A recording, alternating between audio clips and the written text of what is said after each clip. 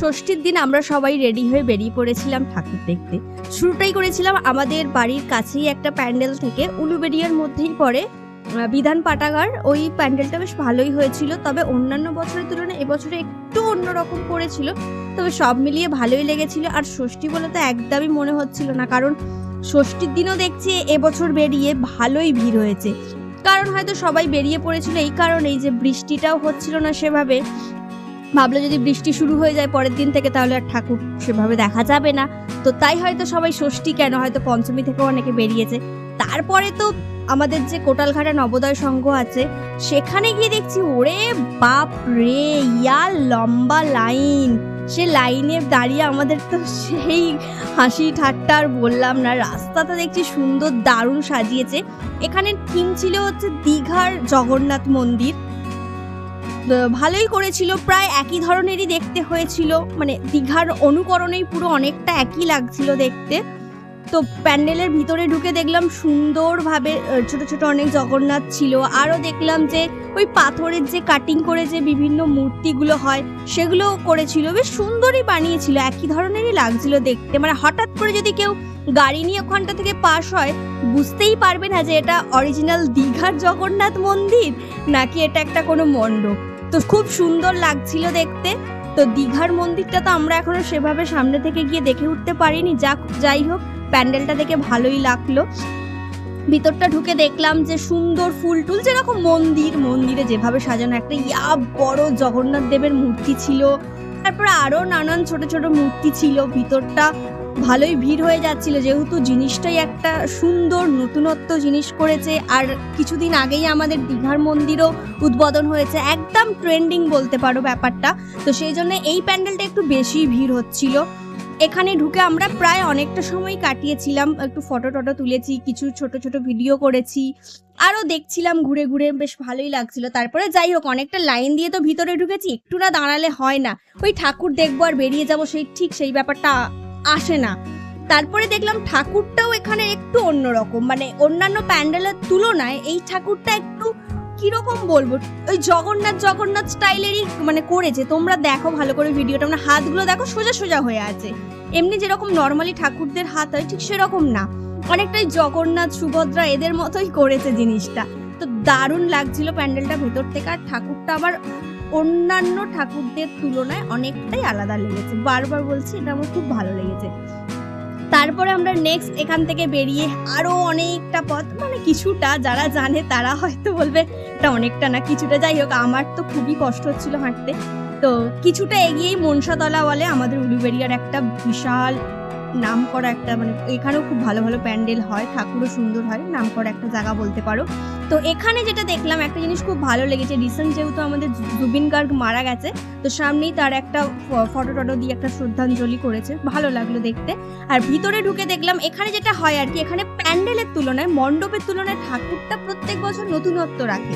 এবছর করেছিল ঝিনুকের ঠাকুর, এছাড়াও এর আগে অনেক বিভিন্ন জিনিসের, তোমার পাটের হয়েছে, আরো অনেক কিছু, ঠিক খেয়াল নেই, আর ছোট দেখে তো দেখছি অত মনে নেই। এবছর ঝিনুকের প্রতিমা করেছিল, খুব সুন্দর লাগছিল দেখতে। তো সব মিলিয়ে এই ঠাকুরটাও ভালো করে, কিন্তু ওটা একটু অন্য ধরনেরই লেগেছে। এখানে ওই বিভিন্ন জিনিস দিয়ে হয়, ঝিনুক, পাট, তারপরে মশলাপাতি, যা যা আর কি নতুনত্ব এরাও করে, ভালোই লাগে। তো ওটার মণ্ডপটাও সুন্দর ছিল, ঠাকুরটা এটা মণ্ডপের তুলনায় ঠাকুরটা বেশি ভালো। আর একটা এটা বলতে পারো একদম আমাদের বাড়ির কাছে যে সঞ্জীবন হসপিটাল আছে সেখানে একটা ক্লাব আছে, তো সেই ক্লাবের সামনে হয়েছে, এটা হচ্ছে যে থিমটা ছিল রাঙামাটির পথেলো। আর এখানে হচ্ছে একটু ওই গ্রামীণ ঠিক না, ওই রাঙামাটির পথেলো নাম দিয়েছে, ঠাকুরটা করেছে একটু ইউনিক। এখানে প্যান্ডেলটা সাজিয়েছিল হচ্ছে চুবড়ি, কুলো, আরো মাটির কড়া টড়া, মানে মাটির আসবাবপত্র দিয়ে সাজানো হয়েছে, একদম মানে একটা কি বলবো নাচের থিম করে ফেলেছে। এটা রাঙামাটির পথেলো, আমাদের নজরুল সঙ্গীত আমরা সবাই জানি। তো এই ঠাকুরটাও সুন্দর করেছে, একটু স্টাইলিস্ট মডার্ন, আর মাটি সব আসবাবপত্র এইসব দিয়ে এটা করেছিল কোটালঘাটা ঐক্য সম্মেলনী। এই প্যান্ডেলটাও সুন্দর হয়েছে, প্রতিমাটাও সুন্দর হয়েছে। এখানেও এসে আমরা অনেকক্ষণ রেস্ট নিয়েছি, আসলে আমরা এতটাই লেজি যে সারা রাস্তা হাঁটতে হাঁটতে যেখানে ঢুকছি দিয়ে সেখানে প্রায় কম করে 20 মিনিট তো বসেইছি, কম করে 30 মিনিটও হয়ে যেতে পারে। আসলে এক একটা প্যান্ডেলের গ্যাপিং অনেকটাও ছিল, আচ্ছা, তারপরে নেক্সট যেটা দেখেছি, এই প্যান্ডেলটা ছিল একদম প্রত্যন্ত গ্রাম বাংলার সমাজকে দেখিয়েছে। খুব সুন্দর একটা প্যান্ডেল, এটা সব বয়সী মানুষদের আমার মনে হয় ভালো লাগবে, বিশেষ করে বয়স্ক যারা তাদের খুব ভালো লাগবে। কারণ এখানে আমি গিয়ে দেখলাম যে ওই ঘুঁটে, তারপরে হচ্ছে ঢেকিতে ধান ভাঙছে, পিঠে বানাচ্ছে, তারপরে রান্না ছিল, আনাজ কাটছে। এইগুলো সেই আগেকার দিনের জিনিস, তো এগুলো সচরাচর দেখা যায় না। এখন তো মানুষ অনলাইনে খাবার অর্ডার করে খায়, এইসবই বেশি চলে।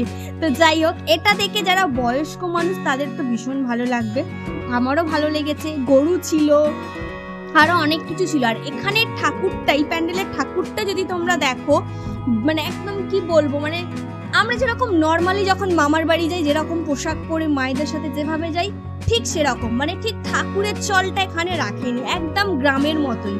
আমরা ছোটবেলায়, মানে আমার এটা দেখে সেটাই মনে হলো যে ছোটবেলায় যখন মায়ের সাথে মামার বাড়ি যেতাম, ঠিক সেরকম রেডি হয়ে যেন মা দুর্গা, লক্ষ্মী, কার্তিক, গণেশ তাদেরকে নিয়ে এসেছে, আবার কোলেও বসিয়ে রেখেছে। তোমরা দেখবে, প্যান্ডেলটা আগে দেখাচ্ছি, দেখে নাও। তারপরে যখন ঠাকুরটা, এই দেখো, বললাম না একদম 8 পৌড়ে করে শাড়ি পরে কোলে দেখো নিয়ে বসে আছে, গণেশ নিচে, লক্ষ্মী আছে, সরস্বতী আবার যেন দরজা থেকে উঁকি মারছে। ঠিক সেই ছোটবেলার কথা মনে পড়ে গেল। এই প্যান্ডেলটা খুব সুন্দর করেছে, আমার খুব ভালো লেগেছে, একদম মানে বয়স্ক মানুষদের জন্য খুব ভালো। আর আমার মনে হয় ষষ্ঠীর দিন বা পঞ্চমীর দিন বাড়ির যত বয়স্ক মানুষরা আছে, ঠাকুমা, দাদুরা, এদেরকে নিয়ে এই দিন বেরিয়ে পড়া খুব ভালো। মানে ভিড় ছিল, অতটাও ভিড় ছিল না যে ওদের কষ্ট হবে।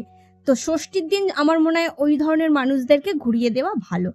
এটাও আমার ভালো লেগেছে। এখানে আমি এসে দেখছি পিঠে করেছে, রান্না করছে, আবার আগুন করেছে, ভালো ছিল। সব মিলিয়ে এই প্যান্ডেলটা খুব সুন্দর ছিল। তারপরে এটার পরে আমরা নেক্সট গিয়েছিলাম, এটা তো ফুলেশ্বরের এদিকটা ছিল, সঞ্জীবনের দিকটা। নেক্সট হচ্ছে ফুলেশ্বরের ওই দিকটা, মানে আমাদের উলুবেড়িয়া আর ফুলেশ্বর ওই দিকটা। ওদিকে গিয়ে আর দুটো প্যান্ডেল দেখেছি। একটা যেরকম নর্মালি হয় আমাদের পাড়াতে যেরকম হয় আর কি, পাড়া বলো, ফ্ল্যাটের পুজোগুলো বলো, সেরকম যে একটা নর্মালি হয় সেরকম একটা প্যান্ডেল ছিল।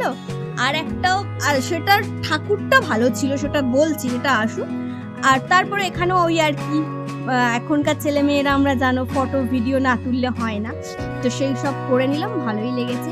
আর ওই প্যান্ডেলটার মধ্যখানে একটা ধানের গোলা ছিল, খুব সুন্দর লাগছে। এটা একটা ওই নর্মালি যেরকম আমাদের পাড়ার প্রতিমা হয়, এটাও ভালো ছিল। এখানে এসে আমরা একটু হাওয়া খাচ্ছিলাম, ভীষণ গরম ছিল, ফাঁকা ছিল প্যান্ডেলটা। নেক্সট যাচ্ছিলাম, এটা হচ্ছে ফুলেশ্বরের একটা শ্মশানের দিকে বলে, এটা আমি ঠিক জানি না, ওই মিল লাডলো মিলের ওদিকটা বোধহয়। যাই হোক, আমার ঠিক জানা নেই, মানে আমি এসেছি ছোট থেকে, অত জানি না, সত্যি কথা, অত প্রপার এক্স্যাক্ট লোকেশন আমি জানি না। তবে বলতে পারো ওই পার্টটা, ফুলেশ্বরে যে টিকিট কাউন্টার আছে ওদিকটা থেকে ধরে যে শ্মশানটা পড়ে সামনে, ওই শ্মশানের ওখানের এই ঠাকুরটা, এটা যারা যায় বা প্রত্যেক বছর এখানে আসে বা যাদের বাড়ি তারা হয়তো জানবে। প্যান্ডেলটা ভালোই হয়েছিল, খারাপ না। এখানের প্রতিমার বিশেষত্ব হচ্ছে এই প্যান্ডেলটার আর কি, প্রতি বছর এখানে হয়, একদিকটা হচ্ছে যে কালী আর একদিকটা দুর্গা, প্রত্যেক বছর এখানে একই হয়।